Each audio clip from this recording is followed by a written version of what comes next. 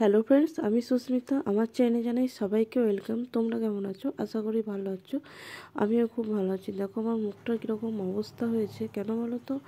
আমি রেডি হয়ে পুজো দিয়ে আসার পর বাড়ি গেছি। জানো তো আমার ভাই কী করেছে বলো তো? সেই এখন সে মাথায় দেওয়া যে বেল্টের মতো লাইট দেয়, ওটা আমি কিনে নিয়ে এসেছিলাম। তো ওটা আমার ভাই দেখে তো ভেঙে দিয়েছে। আমার তো খুব মাথা গরম, বসে বসে তো আমি কেঁদেই যাচ্ছি। মা বলছে বাচ্চাদের মতো কাঁদছে, ওটা আমার ভেঙে দিল কেন? হ্যাঁ, সব জিনিসটাই আমার ভাঙাচ্ছে। আর কি বলো, তোমার ভাই এত বদমাইশ। তো সব জিনিসটা আমার কতগুলো হেয়ার বেল্ট যখনই বাড়ি আসবে ও বাইরে থাকে, যখনই বাড়ি আসবে তোমার তখনই ভেঙে দেবে।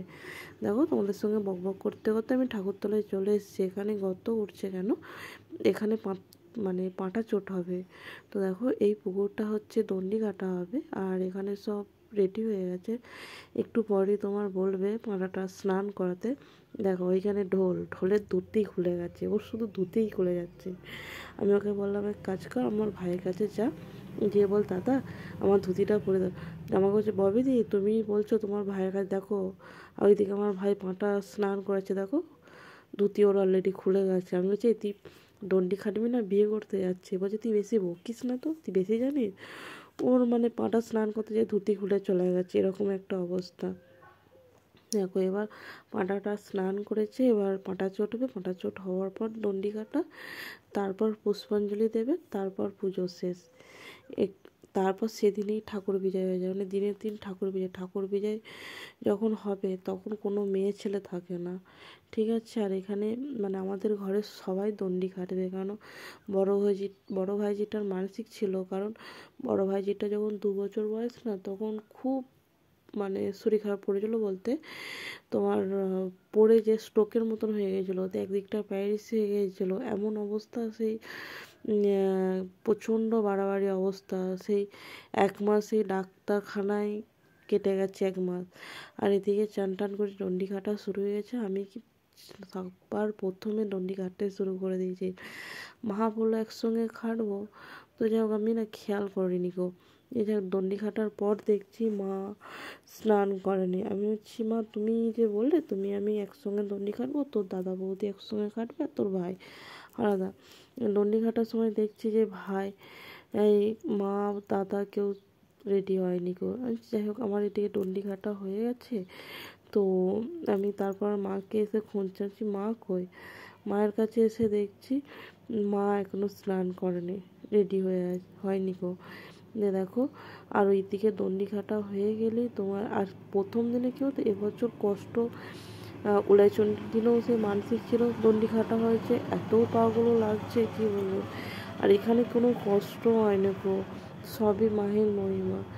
দেখো এখানে আর পাঁকটা জলটা কি বলতো, জলে এত পাঁক মাথা ডোবাই যাচ্ছে না, কি করব। আর এখানে আমার দাদা বৌদি মা সবাই দণ্ডি খাটছে। ভাই, আমার বাবাও ছিল, আমার বাবার যেহেতু শরীরটা খারাপ, আমার বাবার দণ্ডি খাটেনি, আমরা সবাই কেটেছি। দেখো আমার দাদাই বললো, আমিও বললাম যে সবাইকে পাবি না, এবছর বড় ভাই যেটা মানসিক শোধ করে নে। দেখো এদিকে আমার দাদা বৌদি আর মা, ভাই এখনও আসেনি গো। আমার ভাইটা বিরাট বদমাইশ, কারোর সঙ্গে না, সব সময় এখনও পর্যন্ত টম অ্যান্ড জেরির মতো। এখনও আসবে আমার সঙ্গে মারপিট করবে। আমার মা বলে, তোদিনকে নিয়ে না আমি পাগল হয়ে যাবো পুরো। দেখো, আর এই ঠাকুরটা সত্যিই খুব জাগ্রত। তোমরা যদি কেউ কিছু মন থেকে চাও, অবশ্যই তোমরা। আর এটা হচ্ছে আমাদের নারুগ্রামে মা রক্ষাকালী ঠাকুর, খুব জাগ্রত ঠাকুর। এদিকে দেখো দণ্ডি কাটা হয়ে গেছে, মাকে বললাম আমি বাড়ি চলে যাচ্ছি। মা বললো বেশ, তুই বাড়ি চলে যা, গিয়ে রেডি হয়ে তারপর আসবি।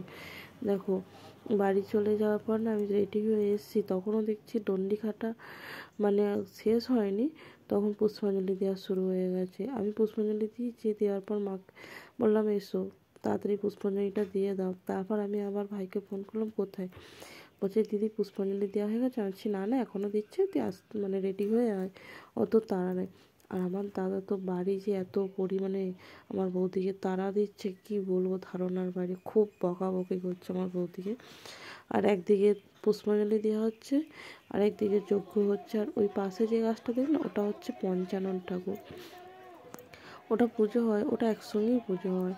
আর কি বলো তো, প্রসাদ দেওয়ার পর এই যে থালা পেতে পেতে এত দেরি করে, মানে আর ভালো লাগছে না। কি বলতো, 3 দিন ধরে সেই উপোস, মানে যেদিন নদী চান করে এসেছি সেদিনও নিরামিষ, 17-16 তারিখে নদী চান করে এসেছি, আর 18 তারিখ 17 তারিখে নিরামিষ, আবার 18 তারিখে তো উপোস। তারপর রাতের বেলা মাকে বললাম তাহলে একটু তুমি কেন ডালিয়া করে দিলো।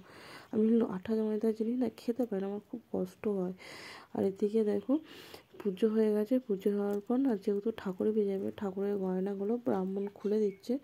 তো যে যার মানে এখানে যে কমিটির লোক আছে তার হাতে দিয়েছে, তাদের কাছেই গয়নাগুলো থাকবে, সঙ্গে সঙ্গে ঠাকুর পুজো হয়ে যায়। ভিডিওটা ভালো লাগলে লাইক কমেন্ট আর শেয়ার করবেন। আজকের মতন টাটা।